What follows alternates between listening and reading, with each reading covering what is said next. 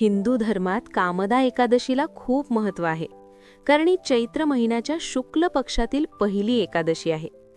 कामदा एकादशी म्हणजे सर्व इच्छा पूर्ण करणारी. या दिवशी नेमकं काय करावं, कसे व्रत करावे, या दिवशी कोणती चूक करू नये, चला सविस्तर जाणून घेऊया. गावातली एक साधी स्त्री, तिच्यावर एका मागोमाग एक संकट कोसळत होती. घरात आजार, पैशांची कमतरता आणि नशिबाने पूर्ण साथ सोडलेली. पण एक दिवस तिने केलेलं एक व्रत तिचं संपूर्ण आयुष्य बदलून टाकणार होतं.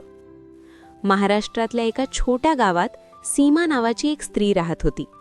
सीमा अत्यंत साधी, भक्तिभावाने भरलेली, पण तिचं आयुष्य मात्र दुःखांनी व्यापलेलं. तिचा नवरा अचानक आजारी पडला. घरात कमाईचं कोणतंही साधन उरलं नव्हतं. दिवसेंदिवस कर्ज वाढत होतं आणि त्यातच तिच्या लहान मुलालाही वारंवार ताप येऊ लागला. सीमा रोज देवासमोर उभी राहून एकच प्रश्न विचारायची की देवा, मी इतकी भक्ती करते तरी माझ्यावरच का संकट येतात. एका रात्री घरात एकही रुपया नव्हता. मुलगा आजारी, नवरा अशक्त. सीमा एकटीच कोपऱ्यात बसून रडत होती. तिच्या डोळ्यांतून अश्रू थांबत नव्हते. तिला वाटू लागला की कदाचित माझं नशीबच असं आहे, आता काहीच बदलणार नाही. त्या क्षणी तिच्या मनात एकच विचार आला की देव खरंच आहे का. दुसऱ्या दिवशी सकाळी ती जड मनाने जवळच्या मंदिरात गेली. मंदिरात शांत वातावरण होतं. घंटांचा आवाज घुमत होता. सीमा देवासमोर बसली आणि डोळे मिटून प्रार्थना करू लागली. तेवढ्यात मंदिरातले एक वयोवृद्ध गुरुजी तिच्याकडे आले. त्यांनी तिच्या चेहऱ्याकडे पाहिलं आणि शांतपणे विचारलं की मुली, एवढं दुःख मनात घेऊन का बसली आहेस. सीमा सर्व काही सांगू लागली. तिचं दुःख, तिची वेदना, तिची हतबलता. गुरुजी शांतपणे ऐकत होते. थोड्या वेळाने ते म्हणाले की तुझ्या आयुष्यात बदल होऊ शकतो, पण त्यासाठी तुला श्रद्धा आणि योग्य मार्ग हवा आहे. सीमा आश्चर्याने त्यांच्याकडे पाहू लागली. गुरुजी म्हणाले की उद्या कामदा एकादशी आहे. सीमा म्हणाली, एकादशी? मी आधीही उपवास केले आहेत, पण काहीच फरक पडला नाही. गुरुजी हसले आणि म्हणाले की फक्त उपवास करून काही होत नाही. योग्य विधी, योग्य वेळ आणि शुद्ध मन आवश्यक असतं. ते पुढे म्हणाले की ही एकादशी सर्व इच्छा पूर्ण करणारी आहे, पण एक छोटी चूक झाली तर पुण्य कमी होतं. सीमा थोडी घाबरली. ती म्हणाली, मग मला काय करायला हवं. गुरुजी शांतपणे सांगू लागले की उद्या पहाटे ब्रह्ममुहूर्तात उठ. स्वच्छ स्नान करून सूर्याला अर्घ्य दे. देवघरात पिवळं वस्त्र अंथर आणि भगवान विष्णूंची मूर्ती ठेव.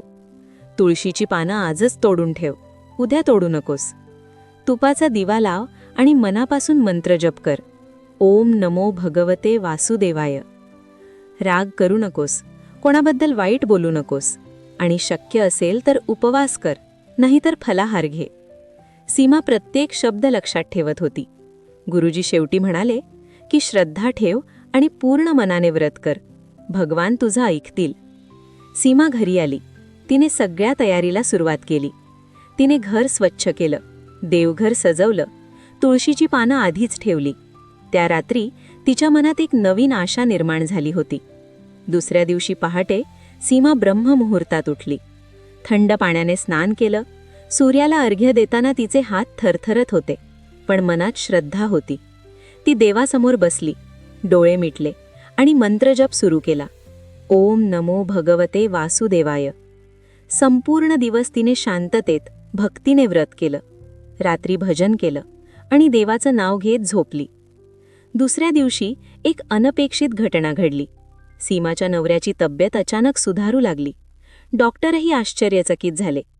त्याच दिवशी सीमाला एक जुनी ओळख भेटली, ज्यामुळे तिला कामाची संधी मिळाली.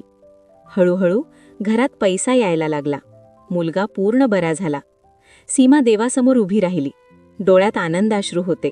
ती म्हणाली, देवा, मला समजलं, फक्त पूजा नाही, श्रद्धा महत्वाची आहे. त्या दिवसानंतर सीमा प्रत्येक एकादशीला व्रत करू लागली. आता तिच्या आयुष्यात संकट नव्हती, फक्त शांती, समाधान आणि देवावरचा विश्वास होता. तुम्हालाही तुमच्या आयुष्यात बदल हवा आहे का? तर या कामदा एकादशीला श्रद्धेने व्रत करा.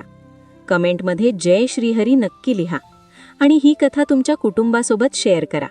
कदाचित कोणाचं आयुष्य बदलू शकतं. ओम नमो भगवते वासुदेवाय.